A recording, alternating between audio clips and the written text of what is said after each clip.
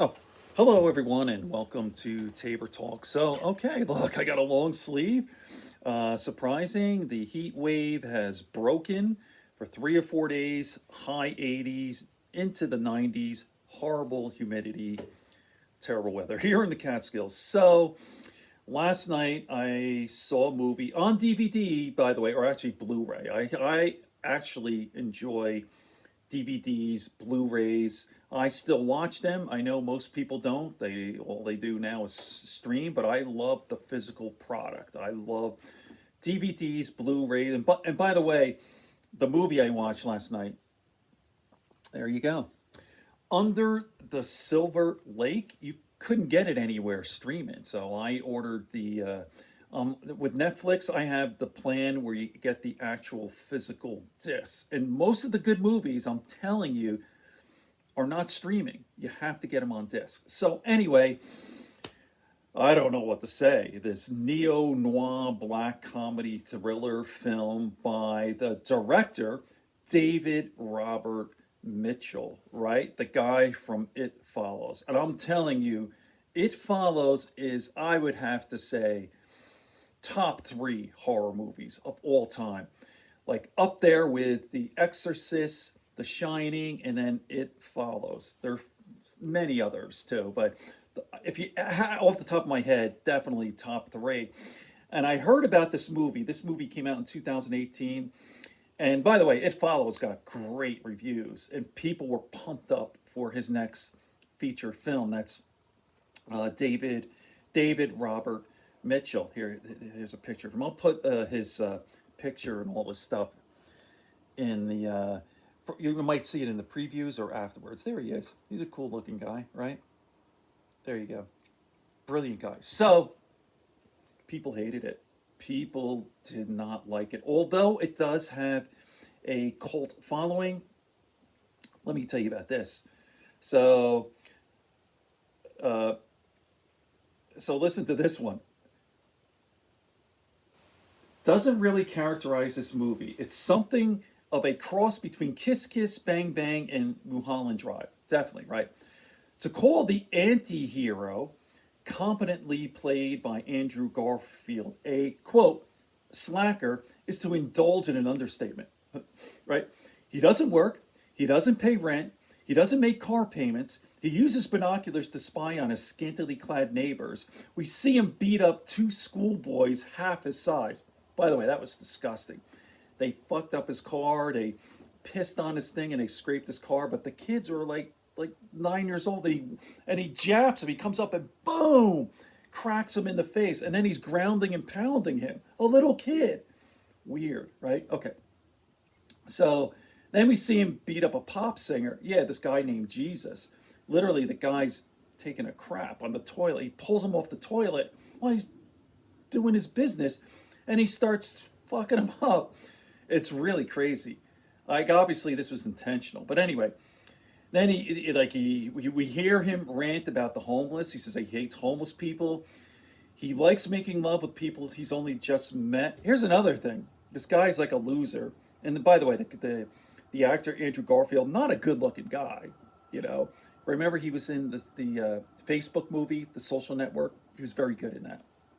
But and he's like this loser. He doesn't work. He's like a stoner. Doesn't pay his bills. And yet you see him in the movie. Like, we're not talking eights, like tens, like beautiful, incredibly attractive women. He's betting them or not having any problem getting women. I don't know how realistic that is.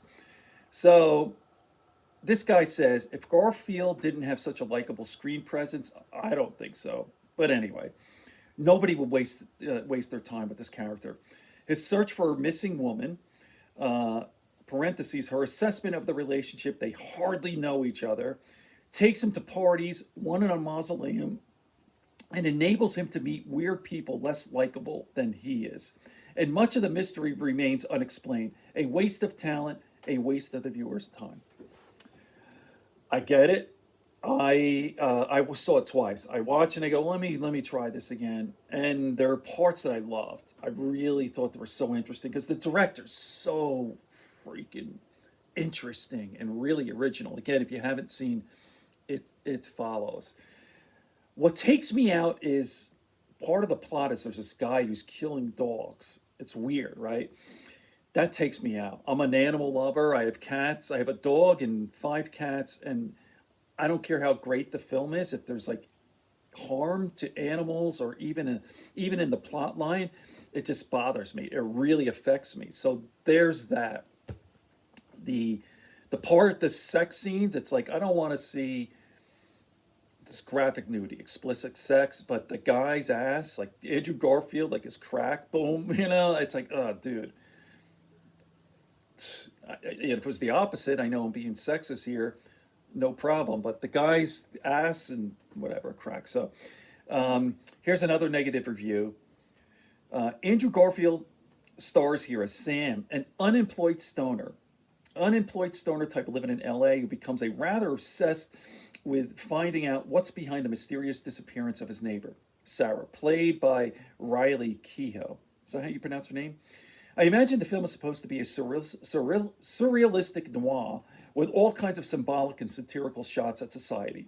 Unfortunately, what I found was a terribly bizarre and nonsensical slog where virtually nothing worked during its entire length of about 2 hours and 19 minutes. I would save yourself the pain and watch something else. Look for a number of explicit and graphic scenes as well as some nudity. Without a doubt, the biggest waste of time ever. Must have been written by some drunk monkeys. No real story, no real sense, no real entertainment. Well, I totally disagree. I sort of liked it. A little disappointing considering it follows.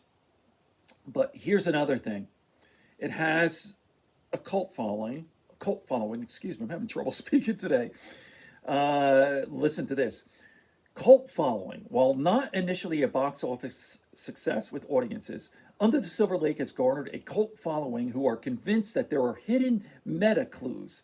There are codes and ciphers sprinkled throughout the film waiting to be discovered.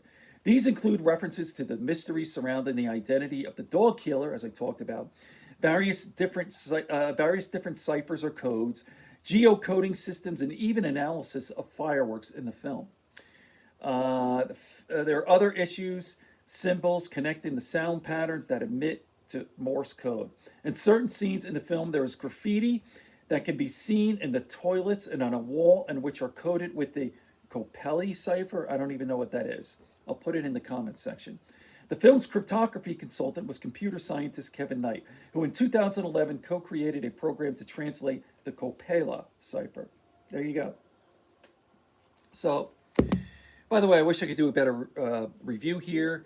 Like I said, I started a blog back in 2009, 2010 called What Do We Think? And I did movie reviews. I would do like one a week. And it's really difficult with this YouTube. For one thing, it's really takes a lot of time.